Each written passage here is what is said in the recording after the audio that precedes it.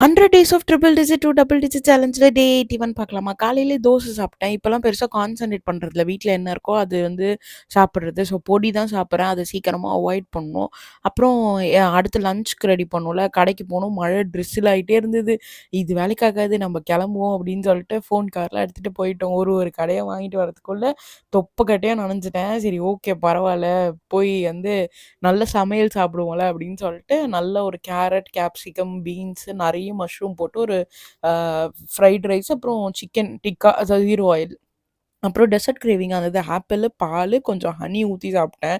இது வந்து ஹெல்தியர் வெர்ஷன்னு நானா நெனச்சுக்கிறேன். ஆனா நான் இதுக்கு முன்னாடிலாம் நல்ல ஸ்மூதி திக்கு பால் ஊத்தி ஸ்மூதி அடிச்சு குடிப்பேன். அதெல்லாம் ஒரு வசந்த காலம்ன்னு என்ன பண்றது?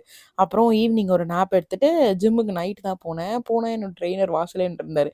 "என்ன பண்ண போறீங்க? இன்னைக்கு என்ன வொர்க் அவுட்?" அப்டின்னேன். "இல்ல இன்னும் யோசிக்கல. இனிமே தான் யோசிக்கணும்" அப்டின்னேன். அப்போ ஓகே என்ன செஸ்ட்லேருந்து ஸ்டார்ட் பண்ணிடுங்க அப்டின்னு சொல்லிட்டு செஸ்ட் பிரஸ், ஃப்ளைஸ் அப்புறம் இது வந்து எனக்கு மசில் இம்பேலன்ஸா இருக்கு லெஃப்ட் சைடு. கொஞ்ச நாளாவே அப்படி இருந்துட்டு இருக்கு. ஸோ, அதனால அவர் கொஞ்சம் ஃபார்ம்ஸ் எல்லாம் கரெக்ட் பண்ணி ஹெல்ப் பண்ணாரு.